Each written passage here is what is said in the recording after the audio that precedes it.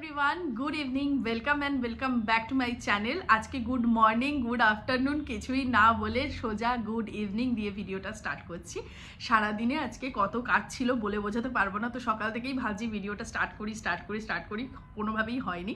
এখন আমি একটুখানি টাইম পেলাম, ফুরসত হলাম, বসলাম, তোমাদের সাথে আরামসে কথা বলছি। এখন পুরোপুরি 7টা বেজে গেছে, মানে সন্ধ্যা পর্যন্ত দেওয়া হয়ে গেছে, এতটাই আজকে দেরি হয়ে গেছে। তো কালকে দাদা আসছে, তোমাদেরকে বলেইছিলাম দাদা আসছে, তো সেই জন্যে বলেইছিলাম যে ঘরে কাজকর্ম তো থাকেই বলো, তারপরে দাদার বিছানা বের করা, মানে যেখানে আর কি শোবে সেই বিছানা গোছানো, কম্বল বের করা, রোদে দেওয়া, বালিশ রোদে দেওয়া, এসব করতে করতেই আর কি আজকে দিনটা অনেকটাই কেটে গেছে। তো কোনোভাবেই ভিডিওটা আমি স্টার্ট করতে পারিনি। আজকে শুক্রবার, দাদা ট্রেনে উঠে গেছে, ট্রেন ছেড়েও দিয়েছে, এখন 7টা বাজে, ট্রেন একদম ঠিক টাইমেই ছেড়েছে। কামিং ডেজের ব্লগগুলো তোমরা আই হোপ খুব এনজয় করবে। তো আমি ভাবলাম ভিডিওটা এখান থেকেই স্টার্ট করি, আর ভিডিওটা মেবি কালকে অবধি আমি কন্টিনিউ করব। আর তোমাদেরকে একটা কথা আগে বলেইছিলাম যে কিছু একটা হতে চলেছে, এই ভিডিওটাতে না, হয়তো পরের ভিডিওতে তোমরা দেখতে পারবে। আর আমার কথা শুনে তোমরা বুঝতেই পারছো আমি কিন্তু খুব এক্সাইটেড রয়েছি। যাই হোক, অভিষেক এখন গেছে বাজারে, তারপরে বাজার আনবে, ওগুলোকে গুছাবো টুচাবো, অনেকগুলোই কাজ আছে। তো সাথে থাকো, আই হোপ ভালো লাগবে ভিডিওটা দেখতে।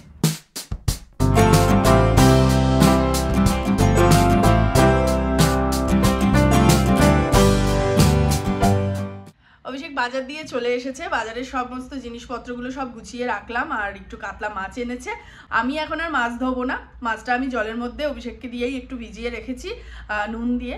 আসলে আমি মাছটা না সবসময়, মানে আমাদের তো এখানে রাতেই বাজার হয়, তো মাছটা আমি ধুই একেবারে সব কিছু করে, খাওয়া দাওয়া করে মাছ ধুয়ে আমি ফ্রেশ হয়ে ড্রেসটা চেঞ্জ করে নিই। কারণ ওই মাছ ধোবো, মাছ ধুয়ে ওই ড্রেসে না আমার থাকতে ইচ্ছে করে না। তো আজকেও তাই করবো, ওই জন্য মাছটাকে জলে একটুখানি ভিজিয়ে রাখলাম। 0.5 ঘন্টা 40 মিনিটের মধ্যে সমস্ত কাজকর্ম সমস্ত কিছু করে মাছটাকে ধুয়ে তারপরে একবারে ফ্রেশ হয়ে নেব। এবারে মিন্ত্রার এন্ড অফ রিজন সেল থেকে আমরা বেশ কিছু উইন্টার ওয়্যার নিয়েছি, কালকে আর আজকে মিলিয়ে সবকিছু চলে এসছে। তো আমরা আগে আনবক্সিংটা করে নিয়েছি, যে যদি কোনো ডিসপিউট থাকে তো ডিস্টার্ব হয়ে যাবে। তো তারপরে এখন দেখো না, এখানে ভর্তি হয়ে রয়েছে। আমি এগুলো জাস্ট ভাঁজ করতে এসেছিলাম, যে আগে এগুলো ভাঁজ টাজ করে নিই। তো ভাবলাম হঠাৎ করে যে এগুলো তোমাদের সাথে একটুখানি শেয়ার করি, এগুলো দেখাই যে আমরা কি কি উইন্টার কালেকশন এবারে আমাদের ওয়ার্ড্রপে অ্যাড করছি। চলো সেগুলো তোমাদেরকে দেখাই। ফার্স্টেই দেখো এইটা নিয়েছি, এই হুডিটা।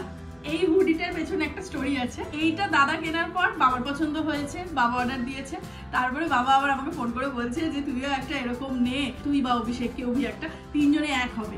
তো তারপরে দেখলাম আমার একটা হুডির খুব ইচ্ছে ছিল, তো হুডিটা ফাইনালি হয়ে গেল। এটা ছেলেদের, আমি এটা আমার সাইজে নিয়েছি। এটা অভিষেকের কোনোভাবেই হবে না, অভিষেকের খুব ঢিলা হবে, ও পরতে পারবে না। আর ওটা নিয়েছি, দেখাচ্ছি। এই আরেকটা হুডি নিয়েছি আমি, এইরকম একটা দেখো জ্যাকেট নিয়েছি। এই জ্যাকেটটা আমার এত ভালো লেগেছে কি বলবো, আর খুবই ভালো রিজনেবল প্রাইসে আমরা পেয়েছি। আর যেহেতু একসাথে অনেকগুলো নিয়েছি, তো আমি ইন্ডিভিজুয়ালি দাম বলতে পারবো না। এরকম সেম মানে এই প্যাটার্নেরই ওর একটা ছিল, আগের বছর নিয়েছিল, তো সেরকমই একটা নিয়েছি। এটা তো আমার মানে ফ্যাব লেগেছে। আমি বলেছি এটা যখন তখন পরতে না, ভালো ভালো জায়গায় এটা পরতে আমার ভীষণ ভালো লেগেছে, আর খুব গরম হয় এটা। আর এইটা আমি আমার জন্য নিয়েছি, এটা রিভার্সেবল, এই কালার। আর অভিষেকের আগেরটা যেটা দেখালাম সেটা এই কালারের ছিল আগের বছরে। তো আমার এই দিকে একটা আর এই দিকে একটা। এই আরেকটা নিয়েছে অভিষেক, এইটা তো আমার পার্সোনাল ফেভারিট, ইভেন অভিষেকেরও খুব ভালো লেগেছে। এটার কালারটাও ভীষণ সুন্দর। এটা মনে হয় গ্রিন কালার না গো, বটল গ্রিন টাইপের কালার, মানে একদম ডিপ সবুজ পাতার কালার। আর এই যে গলাটা, আমি জানি না বুঝতে পারছো কিনা, এই গলাটা কিন্তু খুব ইউনিক আর খুব সুন্দর, আর কালারটাও সুন্দর, আর ঠিক তেমনই এটা কিন্তু গরম। এটা আরামসে আমি পরতে পারি, ভবিষ্যতে হয়তো আমাকেও তোমরা পরতে দেখবে। আর এটা অলরেডি অভিষেক একদিন অফিসে পরেও ফেলেছে, আর এটাই সবকটার মধ্যে দিয়ে আমার সবচেয়ে পছন্দের। তো তোমাদের কেমন লাগলো অবশ্যই কিন্তু জানিও, আর কোনটা কি ভালো লাগলো, কোন হুডিটা আর কি বেশি ভালো লাগলো অবশ্যই কিন্তু কমেন্ট করে জানিও। এবারে হিটারটাকে বেশ কিছুদিন আগেই বের করেছি, কিন্তু এখন অবধি কাজে লাগেনি। ভেবেছিলাম লাগবে, প্রত্যেকবারই আগেই লেগে যায়, বাট এবারে এখনো লাগেনি, আর জানি না দেখি কবে লাগে। আর এইখানে দেখতে পাচ্ছ এই জ্যাকেটগুলো দেখালাম, সেগুলোর সব কাগজগুলো, এগুলো ফেলিনি, কয়েকদিন পর ফেলবো যদি কোনো ডিসপিউট দেখা যায়। আর এইখানে অভিষেক এখন কি করছে, গেম খেলছে, সারাদিন পরে রিল্যাক্স হয়ে গেম খেলছে। অভিষেক এখন সারাদিন পরে একটুখানি গেম নিয়ে বসেছে, একটু রিল্যাক্স করবে।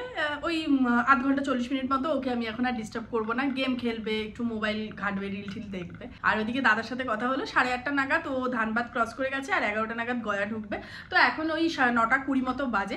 এদিকে আমাকে যেতেও হবে এখন ডিনারের প্রিপারেশনে, খুব তাড়াহুড়ো রয়েছে কারণ তাড়াতাড়ি আর কি শুয়ে পড়তে হবে, কালকে সকাল সকাল উঠতে হবে, রান্নাবান্না করতে হবে, অভিষেককেও 8:30টার সময় বেরিয়ে যেতে হবে, এখান থেকে অনেকটাই টাইম লাগবে যেতে। আর দাদা তো 10:30 নাগাদ ঢুকেই যাবে। আই হোপ সব মানে ট্রেনটা যেন ঠিক টাইমে আর কি ঢুকায় নিউ দিল্লি স্টেশনে, বাস এটাই একটা হোপ। তো এখন যাব ডিনারের প্রিপারেশনে, যতটা তাড়াতাড়ি সম্ভব করে তারপর আমরা আজকে তাড়াতাড়ি শুয়ে পড়বো। গুড মর্নিং এভরিওয়ান, আজকে নেক্সট মর্নিং, আজকেই দাদার আসার দিন। আমি এখন ব্যালকনিতে দাঁড়িয়ে চা খাচ্ছি। অভিষেক জাস্ট কিছুক্ষণ আগে বেরোলো, দাদাকে আনতে গেল। আজকে অনেক সকালবেলা ঘুম থেকে উঠেছি, আর অনেকদিন পর 7:30টায় উঠেছি, মানে কতদিন পর যে 7:30টায় উঠেছি তার সিরিয়াসলি ঠিক নেই।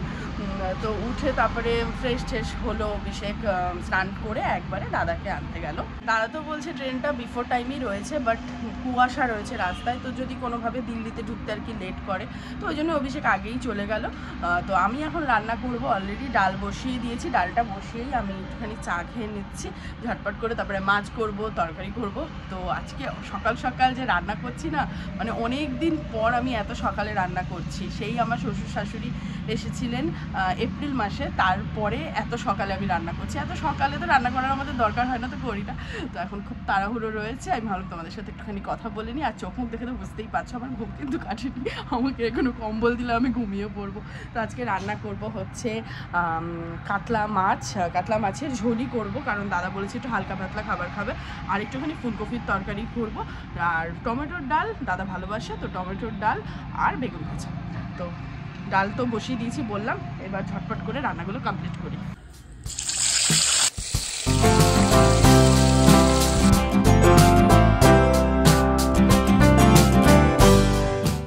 রান্নাবান্না সমস্ত কিছু হয়ে গেছে, স্নানও হয়ে গেছে, ঠাকুর দেওয়াও হয়ে গেছে। তো অভিষেকরা অলমোস্ট এসে গেছে, এখন ওই 12টা মতো বাজে। তো যত তাড়াতাড়ি আসবে তত তাড়াতাড়ি খাওয়া দাওয়া করবো। আমি যেহেতু আজকে আর ব্রেকফাস্ট করিনি, ভাবলাম একবারেই 1টা নাগাদ খাবার খেয়ে নেবো সবাই মিলে। এসে গেছে এসে গেছে। কত লেট হলো তোদের আসতে, মোটেই তাড়াতাড়ি আসিসনি কেবি। দাদা কলকাতা থেকে জয়নগরের মোয়া নিয়ে এসছে, এটা অ্যাকচুয়ালি বাবাই পাঠিয়েছে। আমি তো খুব খুশি হয়েছি দেখে, কারণ জয়নগরের মোয়া খেতে আমি খুব ভালোবাসি। আর এখন দেখলাম মিও আমরের এই বিস্কুটও নিয়ে এসছে। কটা প্যাকেট এনেছে কে জানে, 3টে প্যাকেট মনে হয়। মিও আমরের এই বিস্কুটগুলো আমি ফার্স্ট টাইম খেয়েছিলাম, এবারে যখন আসলাম ট্রেনে আসার সময় দাদা কিনে দিয়েছিল। তো বলেছিলাম বিস্কুটটা খুব ভালো লেগেছে, কারণ আমি খুব একটা বিস্কুট পার্সন নই, আমার খুব একটা ভালো লাগে না। তো এখন দেখছি বিস্কুটটা নিয়ে এসেছে।